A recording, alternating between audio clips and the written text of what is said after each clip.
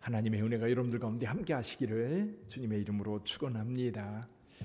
자, 모세가 죽은 후에 모든 전권을 여호수아가 물려받았습니다. 여호수아가 첫 번째 한 일이 뭐죠? 첫 번째 한 일, 여리고에 정탐꾼을 보내는 일이었습니다. 두 사람의 정탐꾼을 보냈는데 이 사람이 여리고에 들어가서 어느 집에 머물렀습니까?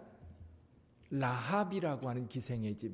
여기 기생이라는 말을 쓰고 있는데 실은 이제 보통 이 나그네들이 머무는 집을 이야기한다고 그래요. 여관과 같은 그런 개념이지요. 그래서 낯선 사람들이 오면 그 집에 머물게 되는 겁니다. 자, 두 정탐꾼이 라합의 집에 머물고 있을 때에 그 낯선 사람들이 이 성에 들어온 것을 누가 알았어요? 이 여리고에 있는 관리들이 알게 된 겁니다. 그래서 왕에게 고했고 왕은 사람을 라합에게 보내서 그 사람들을 끌어내라 이야기를 합니다.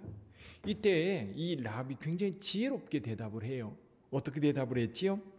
여기 4절, 5절 한번 보죠. 그 3절부터 보죠. 3절, 4절. 여리고 왕이 라합에게 사람을 보내어 이르되 내게로 와서 내 집에 들어간 그 사람들을 끌어내라. 그들은 이 온 땅을 정탐하러 왔느니라. 4절. 그 여인이 그 두 사람을 이미 숨긴지라. 이르되 과연 그 사람들이 내게 왔었으나 그들이 어디서 왔는지 나는 알지 못하였고. 5절. 그 사람이 어두워 성문을 닫을 때쯤 되어 나갔으니 어디로 갔는지 내가 알지 못하나 급히 따라가라. 그리하면 그들을 따라잡으리라 하였으나.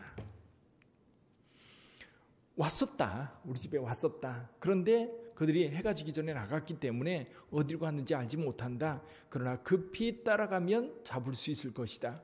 그러니까 이 라합의 집을 방문한 이 관리들이 다른 데 정신 쓸 여유가 없는 겁니다. 집을 뒤지거나 그럴 여유 없이 지금 빨리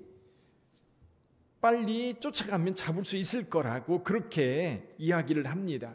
그러니까 거기 왔던 사람들이 라합의 집을 수색하지 못하고 빨리 성문 밖으로 쫓아가는 그런 일이 벌어졌지요. 그 사이에 이 라합은 이 정탐꾼을 옥상으로 올라가서 옥상에 3대에 이미 숨겨놓았다라고 말씀하고 있습니다. 자, 정탐꾼을 잡으러 온 사람이 나간 이후에 이 라합이 옥상에 올라가서 이 두 사람에게 이야기를 나누는 내용이 오늘 본문에 기록되어 있습니다. 자, 라합이 하는 이야기가 어떤 이야기인가 살펴보시죠. 라합이 이 성민들, 여리고 성 사람들의 마음이 어떠한지를 이야기해 주고 있어요. 어떻습니까? 9절에 기록되어 있죠. 한번 읽어봅니다. 9절. 말하되 여호와께서 이 땅을 너희에게 주신 줄을 내가 아노라. 우리가 너희를 심히 두려워하고 이 땅 주민들이 다 너희 앞에서 간담이 녹나니. 간담이 녹았다. 가슴이 쫄아들었다. 뭐 그런 얘기겠지요. 근데 이 사람들이 들은 얘기가 뭐예요? 지금 여리고 사람들이 왜 이렇게 간담이 녹았습니까? 왜 이렇게 두려워하고 있습니까? 이 라합이 하는 이야기가 이겁니다. 이 10절 말씀에서 이렇게 말씀하고 있는데요. 같이 읽어보지요. 이는 너희가 애굽에서 나올 때에 여호와께서 너희 앞에서 홍해 물을 마르게 하신 일과 너희가 요단 저쪽에 있는 아모리 사람의 두 왕 시온과 옥에게 행한 일 곧 그들을 전멸시킨 일을 우리가 들었음이니라. 이미 이스라엘 백성들이 애굽에서 나와서 40년 동안 광야를 지나 지금 이 요단 동쪽편에 있는 두 나라 아모리 왕 시온과 바산 왕 옥을 어떻게 점령하고 그들을 어떻게 진멸했는지 지금 요단강 건너편의 첫 번째 성인 여리고 성에 있는 사람들은 다 듣고 있었던 겁니다. 여러분, 하나님께서 이스라엘 백성들을 이끌면서 어떻게 해서 온 세계가 다 하나님의 백성들입니다.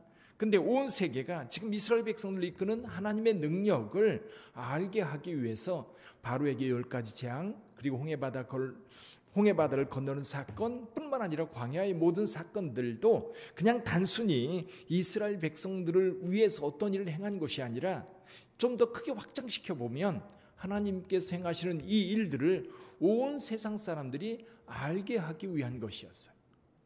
그래서 오늘 여리고 사람들은 이미 그 이야기를 듣고 있었고 만약에 지금 요단 동편에 거기 모압 평지에 정말 개미떼처럼 몰려있는 이스라엘 백성들이 건너오면 장로들은 다 죽을 거라고 하는 것을 알고 있습니다.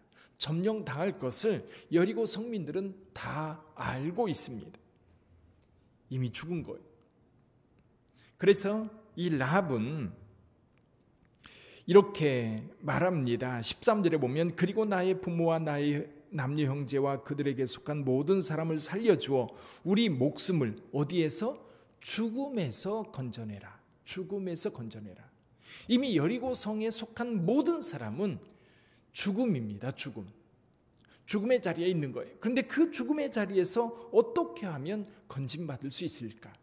근데 라합에게는 기회가 온 거지요. 그 기회가 어떤 기회였어요? 이스라엘의 정탐꾼을 숨겨준 일이었고요. 이 일로 라합도 조건을 겁니다. 우리를 살려다오. 우리를 살려다오. 이제 여리고에서 죽을 수밖에 없는 상황이지만 내가 너희를 살려준 것처럼 우리를 살려달라고 이야기를 합니다. 그래서 라합이 이 두 사람을 성벽 창문을 통해서 이제 줄로 달아 내리게 되는데, 이때 이제 라합과 이 정탐꾼들이 서로 그 언약을 맺습니다. 어떤 언약이에요? 이 정탐꾼들이 말합니다. 우리를 달아내린 이 창문에 붉은 끈을 메어 놓아라. 붉은 줄을 메어 놓아라. 그리고 너에게 속한 가족들을 다 이 집에 모아서 이 집 밖으로 나가지 마라. 만약에 전쟁이 일어났는데 집 밖에 나갔다가 죽임을 당하면 그건 그들 책임이다. 그러나 집 안에 있는데 이스라엘 사람들이 누군가 잘못해서 집 안에 있는 사람을 죽인다면 그 피값은 그 죽인 사람에게 넘어갈 것이다.